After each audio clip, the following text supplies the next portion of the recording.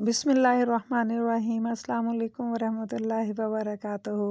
काबिल एहतराम व्यूअर्स, उम्मीद करती हूँ कि आप सब खैरियत से होंगे। और जैसा कि आप देख रहे हैं कि इस वक्त गर्मा गर्म आलू के पराठों को मैं आप लोगों के सामने डिस्प्ले कर रही हूँ। और इस सर्दियों में आलू के गरम गरम पराठों का नाश्ता माइंड ब्लोइंग, इतना मज़ा आता है कि बस जल्दी जल्दी इसकी तैयारी शुरू कर दें। और फिर यहाँ देखिए कि माशाल्लाह कितने बारीक फिलिंग वाले पराठे आपके सामने मैंने तैयार किए हैं। तो चलें आप लोगों को मैं बताती हूँ कि मैंने कौन कौन से इंग्रेडिएंट्स डाले हैं। तो सारी तैयारी मुकम्मल है। तो सबसे पहले ज़्यादा मिकदार में धनिया, प्याज, पुदीना ये मैंने धो के अच्छे तरीके से कटिंग करके रख लिया था। और मैंने इसके अंदर आज 2 लीमू का रस भी शामिल करना है। आप इसे शामिल करके देखें, इतना मज़े का इसका मटेरियल तैयार होता है कि आप लोग मुझे ज़रूर बताएंगे कि इस तरह करने से आपके खाने के टेस्ट में इजाफ़ा हुआ है कि नहीं। यहाँ सब्ज़ मिर्चें तीखी वाली नहीं हैं, मैंने 2 बड़ी वाली ली हैं, इनको भी चॉप कर लीजिएगा। और इसके अलावा सूखा धनिया मैंने 2 खाने के चम्मच लिया है, 1 खाने का चम्मच चिली फ्लेक्स है और 1 ही खाने का चम्मच ज़ीरा है। लेकिन थोड़ी सी मैंने कलवंजी ली है, मुझे ये बहुत पसंद है। नमक और सुरख मिर्च भी आप अपने टेस्ट के मुताबिक ऐड कीजिएगा, टेस्ट करके कम ज़्यादा आप देख सकते हैं। तो इसके बाद लीमू का रस शामिल करने के बाद इसको अच्छे से आपने हाथों से मिक्स कर लेना है। और मैं आप लोगों को जैसे हमेशा बताती हूँ कि जब भी मैं इस तरह की कोई मेजरिंग को मिक्स करती हूँ तो मैं उसके हमेशा पहले बॉल्स बनाती हूँ। उससे अंदाज़ा हो जाता है कि हम जिस मटेरियल पे काम कर रहे हैं वो हम कितना इसको करेंगे। पानी हाथों को लगा के आपने बॉल्स बनानी है। और बॉल मैं थोड़ी बड़ी साइज़ की बना रही हूँ, इससे रोटी की फिलिंग बहुत अच्छी होती है। जितना आप कम डालेंगे आटा ज़्यादा हो जाएगा और आलू कम हो जाएगा तो मज़ा नहीं आता। तो इस तरह ये तमाम बॉल्स मैं तैयार करके आपसे इसके बाद मिलती हूँ और मैं बताती हूँ कि कौन सा काम करने से पेड़े एक साइज़ के रहते हैं। आप मेरे साथ रहिए, मैं आपसे शेयर करती हूँ। आम पेड़ा जो हम बनाते हैं जो रोटी के साइज़ का, उस पे आप छुरी से हाफ़ करें। तो उसके बाद जब आप इसके पेड़े बनाएंगी तो इंशाल्लाह ऊपर और नीचे के पेड़े का जो साइज़ है वो इक्वल रहेगा। है ना मज़े की टेक्निक। तो अब जो कटिंग वाला हिस्सा है उसको अपनी हथेली पे रखें और उसे छोटी छोटी बॉल्स बना लें। तो इसके बाद आपको 2 तरीक़ों से मैं यहाँ पर इसकी फिलिंग बताऊँगी। हमेशा आप मॉर्निंग में जब नाश्ता बनाने लगें आलू की रोटियों का, तो इस तरह पेड़े भी बना के रख लें। 2-3 कंडीशंस में मैं काम करती हूँ। इस तरह के पेड़े भी मैंने तैयार कर रखे रखे होते हैं। अगर मैं 24-25 रोटियाँ बना रही होती हूँ तो फिर मेरे पास पहले पेड़ों की भी एक लाइन होती है और उसके अलावा 4-5 रोटियों की लाइन इस वाली कंडीशन की भी होती है कि अंदर आलू की पीठी रख के इसके किनारे सील करके तो वो भी मैं एक साइड पे रख लेती हूँ। तो ये इस कंडीशन में लाके एक साइड पे वो भी 4-5 रोटियों के आप रख लें।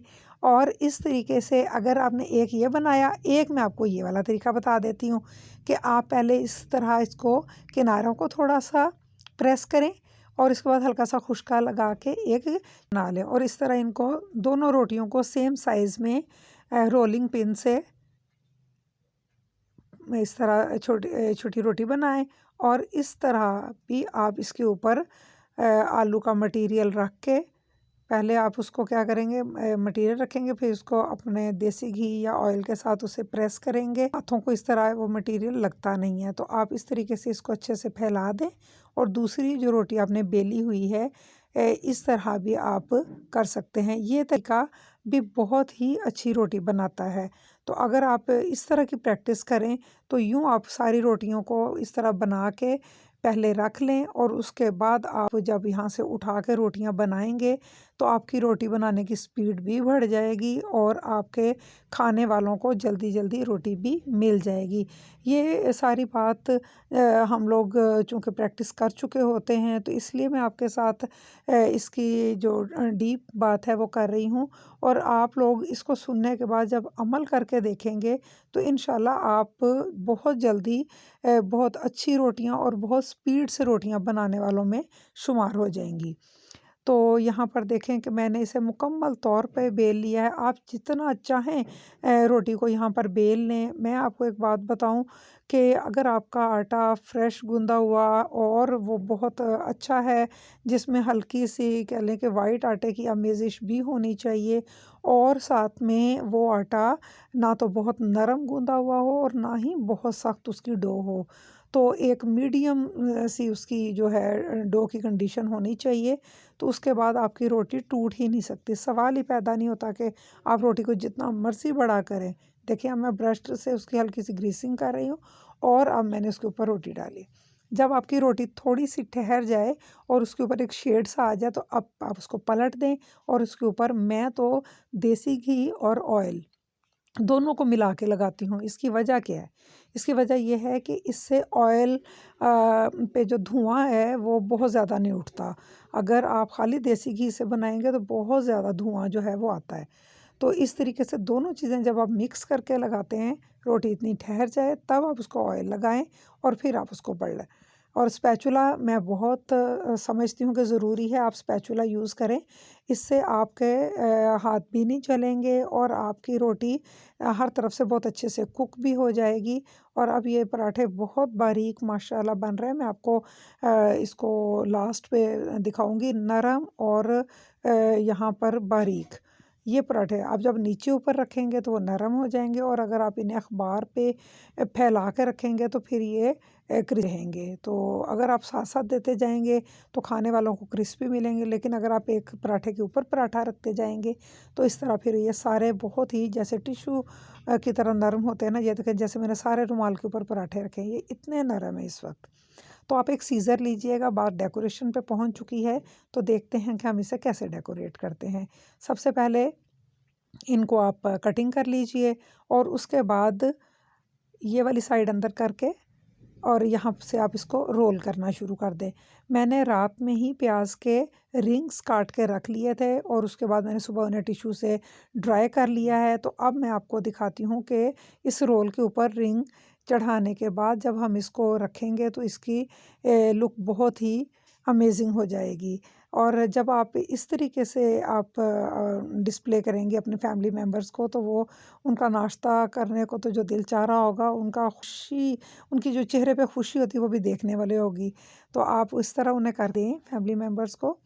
और यहाँ पर मैं तुम्हें तमाम रोल्स को रिंग के साथ कवर करके तो फिर मैं आपसे मिलती हूँ और बताती हूँ कि बकिया रिंग्स को मैं उनकी साइडों पे रख दूँगी। और यहाँ पर किन किन चीज़ों के साथ ये पराठा रोल मैं आज मैं अपने घर वालों को दे रही हूँ, ये मैं आपको आगे बताती हूँ। तो यहाँ पर देखें माशाल्लाह कितनी अच्छी से फिलिंग हुई हुई है और कितने बारीक पराठे हैं और धुआं भी उठते हुए आप देख रहे हैं। तो आप लोग बनाएं और अपनी फैमिली मेम्बर के साथ सर्दियों में एंजॉय करें नाश्ता, और मुझे अपनी दुआओं में याद रखें।